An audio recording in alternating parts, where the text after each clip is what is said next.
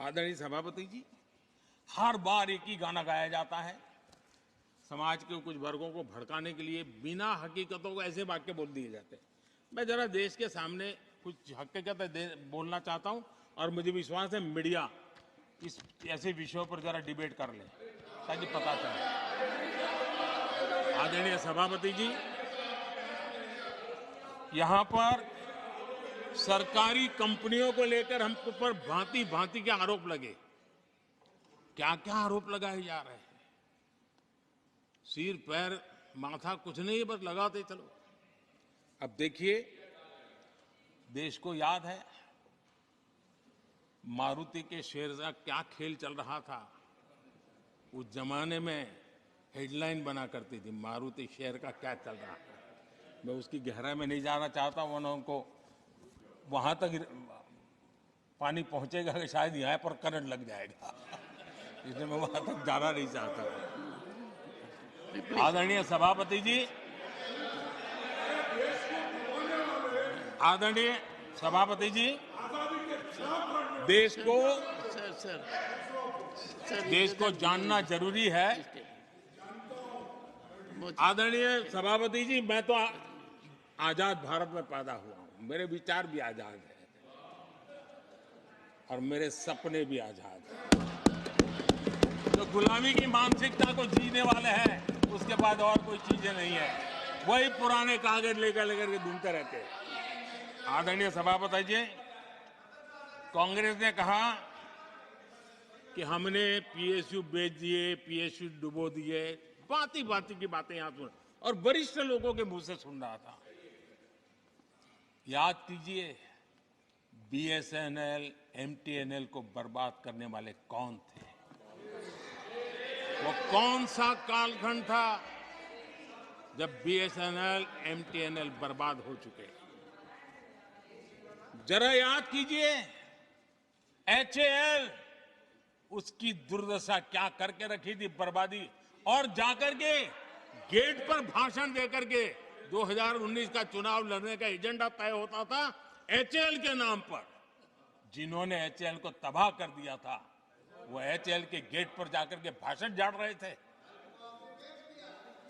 आदरणीय सभापति जी, air India को किसने तबाह कर दिया, किसने बर्बाद कर दिया? ये हालत कौन लाया था?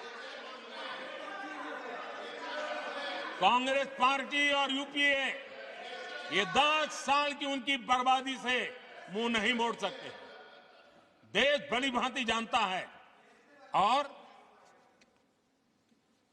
अब मैं हमारे कार्यकाल के जरा सफलता की बात बताना चाहता हूं।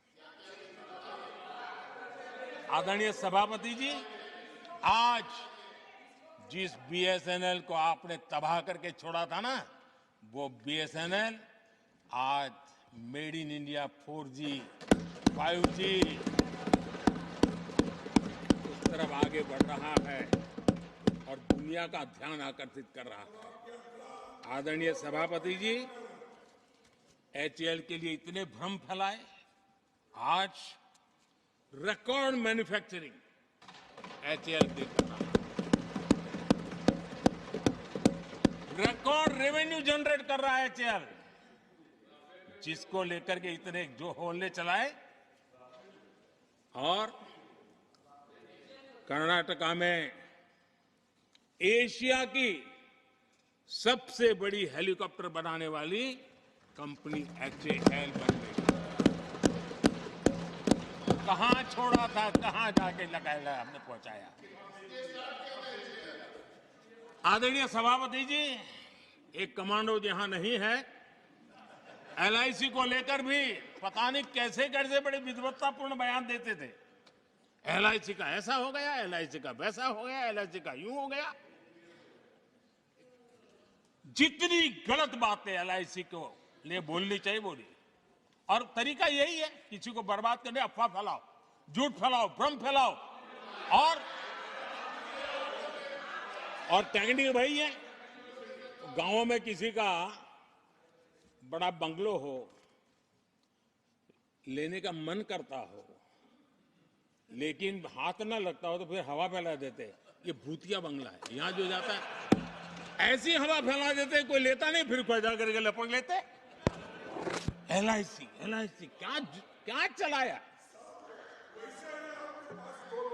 आदरणीय सभापति जी, मैं सीना तान करके सुनाना चाहता हूं, आंखें ऊंची करके सुनाना चाहता हूं, आज एलआईसी के शेयर रिकॉर्ड स्तर पर ट्रेड हो रहे हैं। क्यों? आदरणीय सभापति जी, अब प्रचार किया जा रहा है, पीएसयू बंद हो गए, पीएसयू बंद हो गए। अब उनको तो याद भी नहीं होगा क्या है, बस किसी ने पकड़ा दिया, बोलो बोलो। 2014 में देश में 234 पीएसयू थे, 234 2000 उनके यूपीए के 10 साल के कालखंड में। अब 14 में जब उन्होंने छोड़ा, 234 234 आज 254 है। 234 से आज 254 है। अब भाई कोई कौन सा अरिथमेटिक वो जानते हैं, बेच दिए, अब बेचने के बाद 250 हो गया। क्या क्या कर रहे हो आप लोग। आदरणीय सभापति जी, आज अधिकतर पीएसयू रिकॉर्ड रिटर्न दे रहे हैं और इन्वेस्टर्स का भरोसा पीएसयू की तरफ बढ़ रहा है। जो छोटा सा भी शेयर बाजार जानते हैं, इनको समझ आता है, नहीं समझता है तो किसी को पूछो। आप सभापति जी देखिए, बीएसई पीएसयू इंडेक्स में बीते एक वर्ष के दौरान लगभग 2 गुनी उछाल हुई है। आदरणीय सभापति जी, 10 साल पहले, यानी 2014 4 से 14 के बीच की बात करता हूं,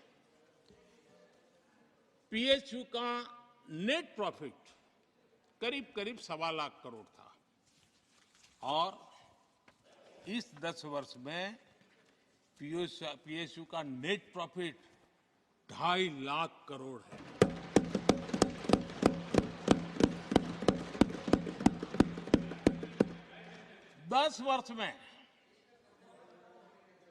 हमारे 10 वर्ष में पीएसयू की नेट वर्थ 9.5 लाख करोड़ से बढ़कर के 17 लाख करोड़ हो गई है।